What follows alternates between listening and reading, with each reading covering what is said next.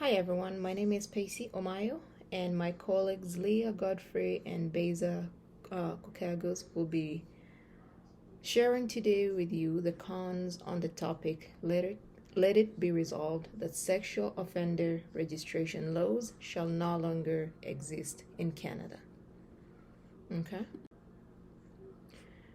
Now I'll be doing a brief introduction of our topic, and Beza will be covering the history while Leah and I delve into the arguments, and I would also be closing off with a conclusion. Okay?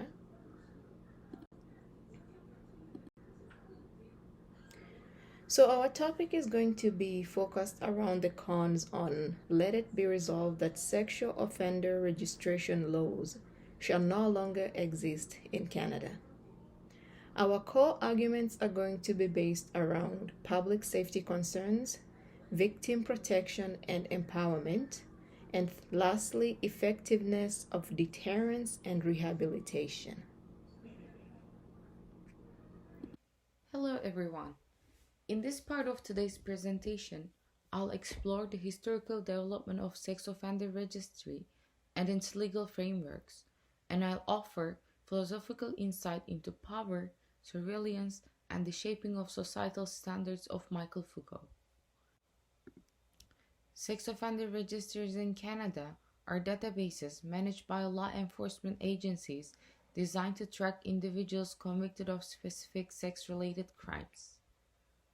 Canada has two separate sex offender registries: the Ontario Sex Offender Registry, established in 2001, and the National Sex Offender Registry, established in 2004. These registries are not accessible to the general public.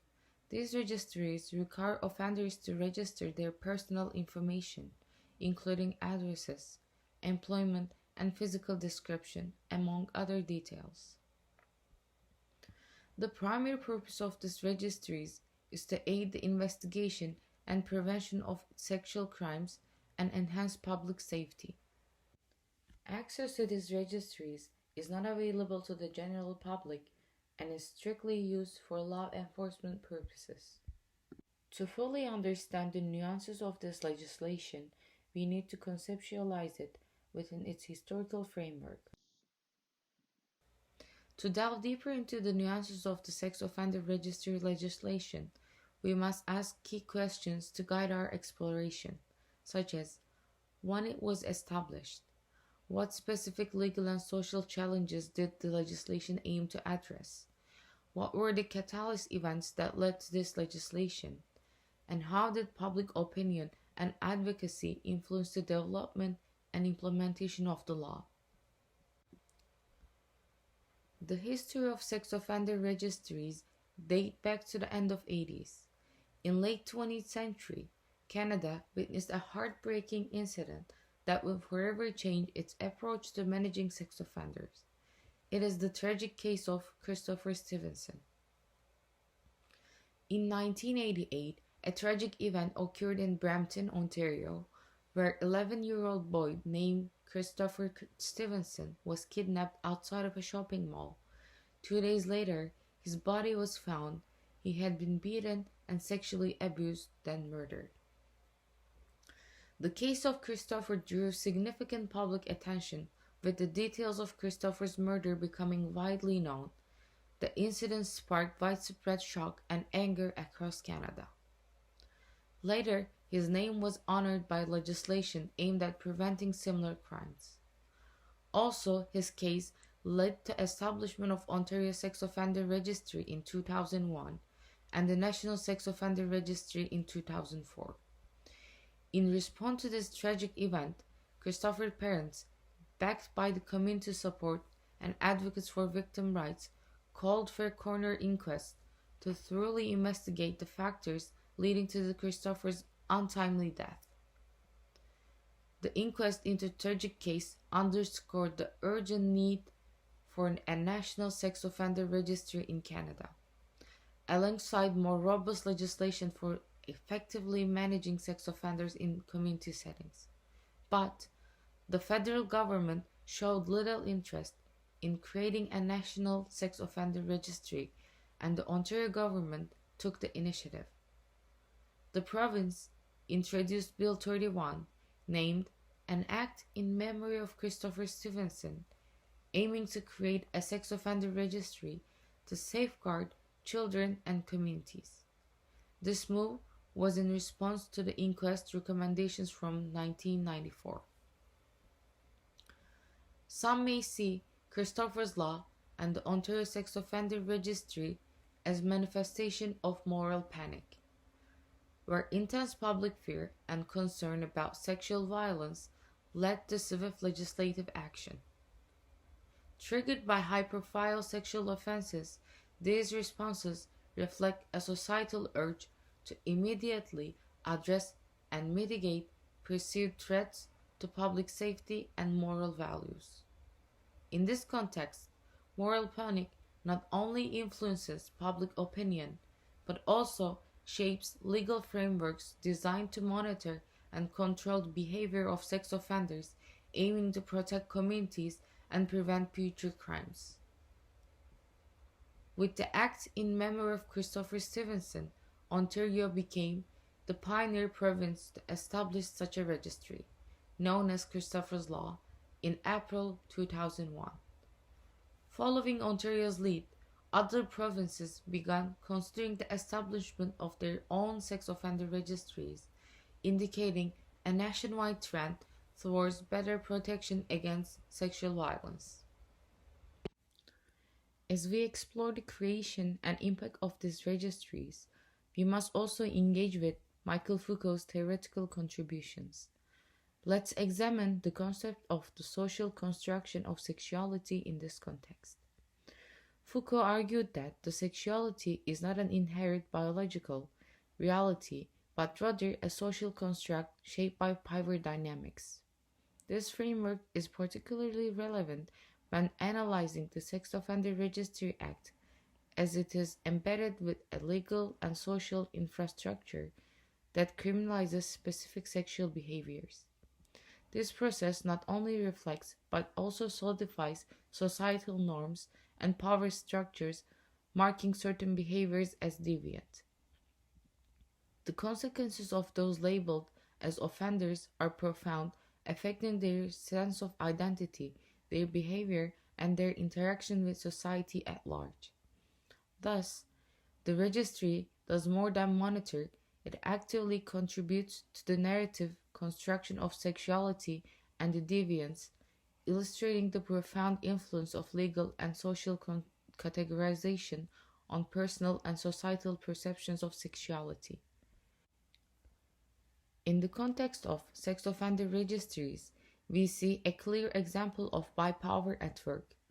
These registries act as tools of surveillance, compelling individuals to self-monitor and adhere to societal norms under the constant gaze of the state.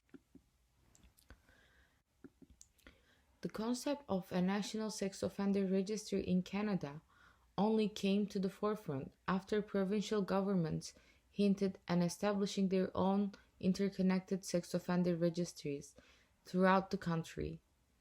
This led to the significant discussions and deliberations. The federal government prioritized laying a solid foundation for the National Sex Offender Registry to ensure its effectiveness and compliance with the legal standards. In preparation, they examined sex offender registries from other countries and Ontario's approach to identify effective practices.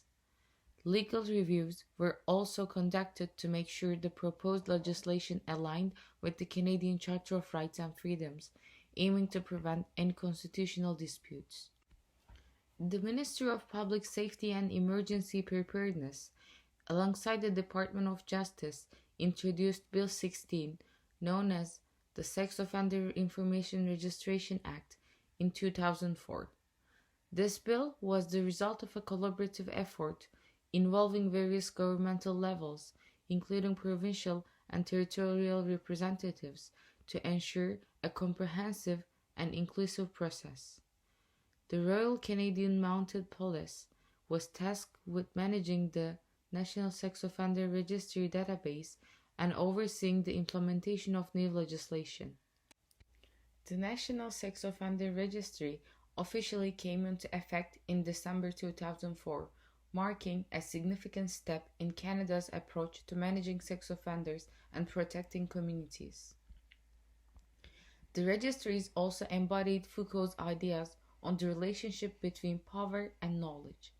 By categorizing individuals based on their sexual offenses, the state exercised its power not only to punish but also to define norms around sexuality, distinguishing between what is deemed acceptable and deviant.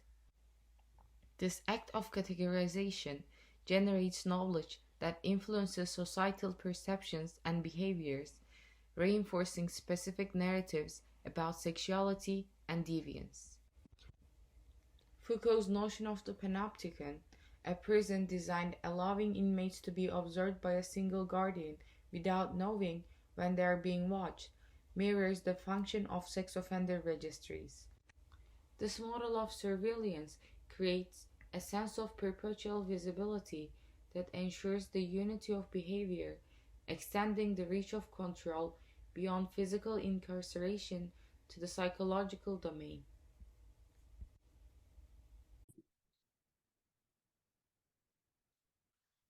Good afternoon, everybody. I will be handling two of our arguments today. Now, our arguments are split into the main argument, which has two subsections. So the first argument we will be focusing on today is public safety concerns. And its two subsections are monitoring and oversight and information sharing. So jumping into our first subsection of concern, sexual offender registration laws actually play a crucial role in maintaining public safety by providing law enforcement with the necessary tools to monitor and manage individuals with a history of sexual offenses. The current system allows authorities to actually track the whereabouts of registered offenders, ensuring that communities are aware of potential risks. Without sexual offender registration laws, law enforcement agencies would face significant challenges in monitoring and managing individuals with a history of sexual offenses. The current registration system allows authorities to track the whereabouts of offenders, ensuring that communities are aware of potential risks. Eliminating this system could actually result in a lack of oversight, making it easier for individuals with a history of sexual offenses to remain undetected. This lack of monitoring may also increase the likelihood of repeat offenses and pose a threat to public safety. Moreover, the absence of a centralized registry could hinder the efficient sharing of information among law enforcement agencies, making it harder to coordinate efforts in tracking and managing sexual offenders across jurisdictions. Now, our second subcategory is information sharing, which we previously touched on just a tad. So the existing registration system facilitates efficient sharing of information among law enforcement agencies. The sharing is essential for coordinating efforts to track and manage sexual offenders, especially when we're looking at how they move across jurisdictional boundaries. So think coming from Canada to the United States or vice versa. The removal of this registration requirement may actually disrupt the seamless exchange of information, hindering the ability of our law enforcement agencies to collaborate effectively. Timely and accurate data are actually crucial for preventing repeat offenses, and a decentralized approach without a standardized registry could compromise the overall effectiveness of efforts to protect the public. Now I will bounce on to our Foucauldian theory to support this. So, from a Foucauldian perspective, the monitoring and oversight provided by a sexual offender registration law can be understood as a mechanism of disciplinary power and surveillance within the broader context of societal control.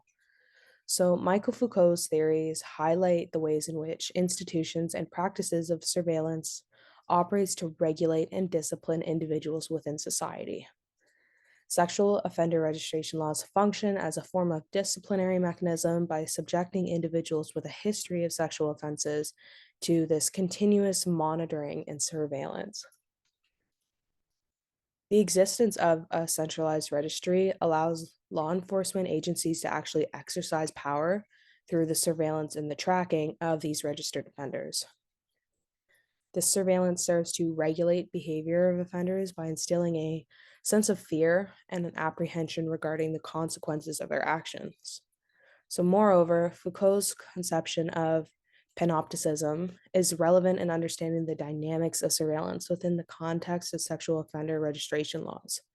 So, the idea of panopticism is kind of this overarching surveillance. So, even when you're not being surveilled actively, like there's not a police outside your house, you are still being surveilled through the registration system.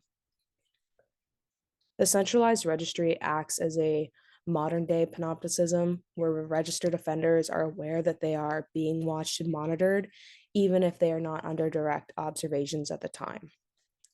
This constant visibility exerts a form of social control, influencing the behavior of offenders and deterring them from engaging in future criminal activity.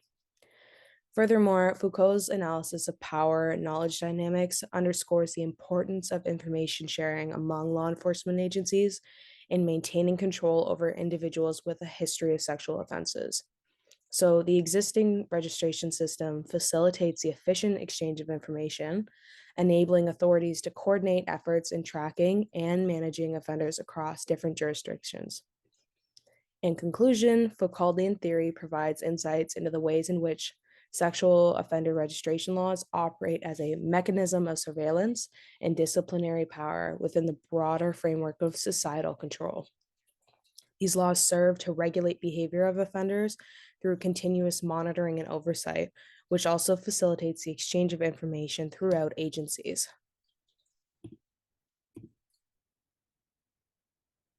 Now I'm going to bounce on to our second argument. So, our second area of argument is victim protection and empowerment, and this also has two subcategories. The first subcategory is knowledge as empowerment. So, registration offenders and that registration laws contribute significantly to victim protection and empowerment. The existence of a public registry ensures that survivors have access to information about the whereabouts and the activities of their assailants. This knowledge is actually empowering for victims, enabling them to make informed decisions about their safety and take necessary precautions for themselves. Removing these laws might result in victims feeling abandoned or anxious about the potential reemergence of their offenders. The psychological impact on survivors could also be substantial, as the sense of security provided by the acknowledgement of an offender's registration status would be diminished. Victim advocacy groups also rely heavily on these registrations to support survivors and work towards creating a safer sense of environment. I'll hop onto our second subcategory. Our second sub-argument or subcategory is psychological impacts on survivors. So, looking at psychological impacts, survivors of sexual offense often experience profound psychological trauma. The knowledge that their offender is registered and monitored can actually provide a degree of closure and comfort, while eliminating the sexual offender registration laws may disrupt this sense of security, potentially causing additional distress to survivors. The public registry serves as a tangible acknowledgement of the severity of an offense committed against the survivor and kind of that justification that they have the right to feel the way that they are. Knowing that their assailant is on a public list reinforces that societal condemnation of the crime and can contribute to a survivor's healing process by validating the gravity of their experience. Now, to support these two subcategories, we'll be using Devlin theories. So, looking at Devlin's theory on morality, particularly his emphasis on social contract and the role of societal norms, can offer additional insight into the importance of sexual offender registration laws in protecting and empowering survivors. According to Devlin, morality is actually rooted in a social contract where individuals agree to abide by certain rules and norms in exchange for the benefits of living in society. Think about the underlying and like those hidden social rules you would have in high school. You wear this color on this day, you can't eat with these people. That's kind of what we're talking about here. So, sexual offender registration laws can be seen as a manifestation of this social contract, as they reflect society's collective agreement to protect vulnerable victims from harm and ensure justice for survivors of sexual offenses. From Devlin's theory and his perspectives, sexual offender registration laws serve as a mechanism for upholding societal norms and values related to consent, respect, and the sanctity of personal boundaries. Public registration offenders, or by publicly registering those offenders and monitoring their activities, society reaffirms its commitment to holding individuals accountable for violating these fundamental norms. Furthermore, they're the bad guy. In turn, Devlin's theory suggests that societal norms and moral judgments play an actual crucial role in shaping individual behavior. The existence of these public registries for sexual offenders sends a very clear message about the severity of sexual crimes and reinforces the societal condemnation of such behavior. This is bad. We do not accept it. This societal condemnation can act as a deterrent for potential offenders and encourage the compliance with moral standards to relate to sexual conduct. In this way, Devlin's theories actually support the notion that sexual offender registration laws can contribute to the empowerment of survivors by reaffirming societal norms and values, providing a sense of justice and deterring future offenses. By upholding the social contract and promoting adherence to normal values, these laws can actually create a safer and more just society for all individuals. And that is all that I have for you, and I will hand it off so the next person can present. So, I'm going to be talking about deterrence and rehabilitation impact. Deterrence as a preventative measure. So, one of the primary purposes of sexual offender registration laws is to act as a deterrent for potential offenders. The prospect of being registered as a sexual offender and having one's information publicly accessible serves as a powerful deterrent, dissuading individuals from engaging such criminal behavior. Eliminating registration requirements may weaken this deterrent effect as the fear of long-term consequences diminishes. A robust registration system sends a clear message about the seriousness of sexual offenses and the societal commitment to holding offenders accountable for their actions. Sexual offender registration requirements play a crucial role in deterrence and rehabilitation efforts. The prospect of being registered as a sexual offender and having one's information publicly accessible serves as a deterrent for potential offenders.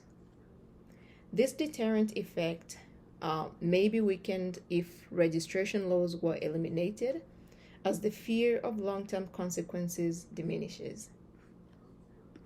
Furthermore, registration is often tied to rehabilitation programs and counseling, ensuring that offenders receive the necessary support to reintegrate into society successfully. The removal of registration requirements may undermine the incentive for individuals to actively engage in rehabilitation efforts, potentially hindering the overall effectiveness of programs aimed at reducing recidivism and promoting the reformation of offenders. Now, the public acknowledgement of an individual's status as a registered sex offender, it acts as a continuous reminder of the consequences of their actions, encouraging them to adhere to rehabilitation plans and contribute positively to society. Now we're going to be looking at the Foucauldian theory and how it applies to deterrence and rehabilitation. So, Foucauldian theory can offer insights into the interconnectedness between surveillance, deterrence, and rehabilitation within the context of sexual offender registration laws. From a Foucauldian perspective, the existence of sexual offender registration laws can be viewed as part of a broader system of disciplinary power, which is aimed at regulating and controlling individual behavior. These laws function as mechanisms of surveillance, exerting social control over offenders by subjecting them to constant monitoring and scrutiny. The prospect of being registered as a sexual offender, and having one's information publicly accessible serves as a form of disciplinary mechanism, instilling a sense of fear and apprehension in potential offenders. This fear of long-term consequences may acts as a deterrent, dissuading individuals from engaging in criminal behavior for fear of the social stigma and legal repercussions associated with being labeled as a sex offender. Additionally, Foucauldian theory emphasizes the role of surveillance in shaping individual subjectivities and identities.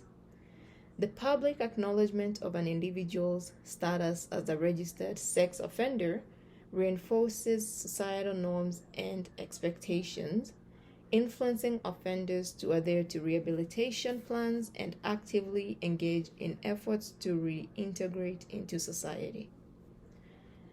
The integral connection between sexual offender registration and rehabilitation underscores the intertwined nature of surveillance and disciplinary mechanisms within the criminal justice system.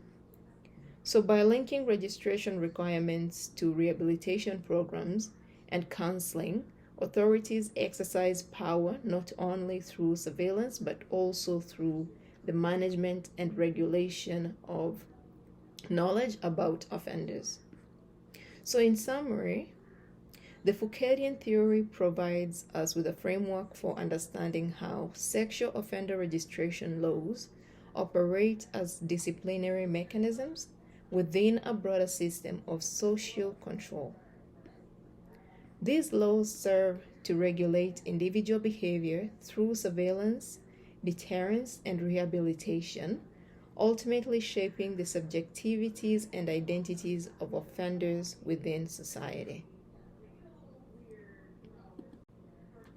Next, we're going to look at the integral connection to rehabilitation. Sexual offender registration is often closely tied to rehabilitation programs and counseling. The registration process ensures that offenders receive the necessary support to reintegrate into society successfully. Removing registration requirements may undermine the incentive for individuals to actively engage in rehabilitation efforts. The public acknowledgement of an individual's status as a registered sex offender acts as a continuous reminder of the consequences of their actions. This acknowledgement encourages offenders to adhere to rehabilitation plans, fostering a sense of responsibility and accountability.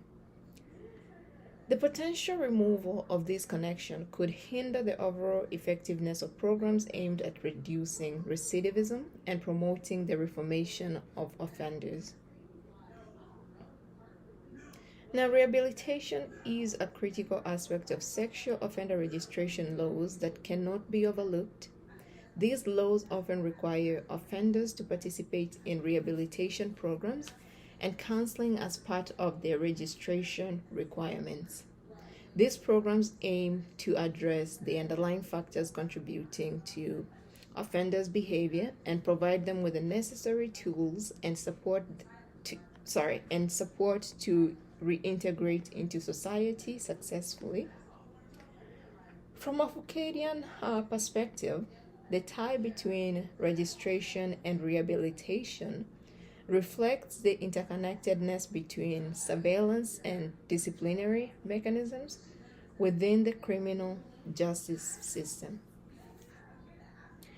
The public acknowledgement of an individual's status as a registered sex offender serves as a continuous reminder of the consequences of their actions, encouraging them to adhere to rehabilitation plans and contribute positively to society. This acknowledgement reinforces societal norms and expectations, influencing offenders to actively engage in efforts to reform themselves and avoid further criminal behavior. Additionally, rehabilitation programs offer offenders opportunities for personal growth and development, helping them address issues such as substance abuse, mental health challenges, and distorted thinking patterns. By addressing these underlying factors, rehabilitation efforts aim to reduce the risk of recidivism and promote the reformation of offenders. However, without the incentive provided by registration requirements, offenders may be less motivated to participate fully in rehabilitation programs. The fear of long-term consequences, such as being publicly labeled as a sex offender, serves as a powerful motivator for offenders to engage in treatment and counseling. By eliminating registration requirements, we undermine this incentive, potentially hindering the overall effectiveness of rehabilitation efforts. Moreover, the public acknowledgement of an individual's status as a registered sex offender also serves as a form of accountability. So, by making the information publicly accessible, offenders are held accountable for their actions and are reminded of the impact of their behavior on victims and society as a whole. This accountability can encourage offenders to take responsibility for their actions, adhere to treatment plans, and actively work towards positive change. So, in summary, the tie between sexual offender registration and rehabilitation is essential for promoting accountability, addressing underlying issues, and reducing the risk of recidivism. From a Foucauldian perspective, these mechanisms of surveillance and discipline play a crucial role in shaping individual behavior and promoting societal norms and expectations. Therefore, any changes to sexual offender registration laws must carefully consider the implications for rehabilitation efforts and the overall effectiveness of strategies aimed at reducing sexual offenses and promoting community safety.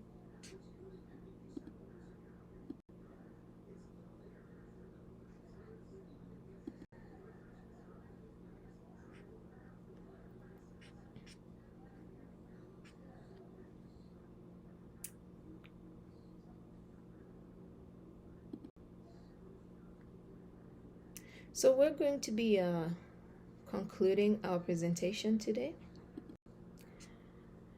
So throughout this discussion, we explored the proposal to eliminate sexual offender registration laws in Canada. We focused on three main arguments against the proposal, which was public safety concerns, victim empowerment and acknowledgement, and the impact on deterrence and rehabilitation efforts. So firstly, we discussed how sexual offender registration laws are crucial for monitoring and managing individuals with a history of sexual offenses, thereby safeguarding public safety. Without these laws, there could be challenges in oversight and information sharing among law enforcement agencies, potentially increasing the risk of repeat offenses. Secondly, we delved into the importance of these laws in empowering victims by providing them with access to information about offenders and validating their experiences. The public acknowledgement of offenders' status serves as a form of accountability and contributes to the healing process of survivors. Lastly, we examined how sexual offender registration laws act as deterrents for potential offenders and incentivize active participation in rehabilitation programs. The fear of long-term consequences and the public acknowledgement of offenders' status motivate them to engage in treatment and contribute positively to society. Throughout this presentation, we also referenced Foucauldian theories to provide additional insights into the dynamics of power, surveillance, and societal control within the context of sexual offender registration laws. Overall, our conversation highlighted the multifaceted nature of this topic, and we emphasized the importance of considering the implications for public safety, victim empowerment, and rehabilitation efforts in any policy decisions regarding sexual offender registration laws in Canada. Thank you so much.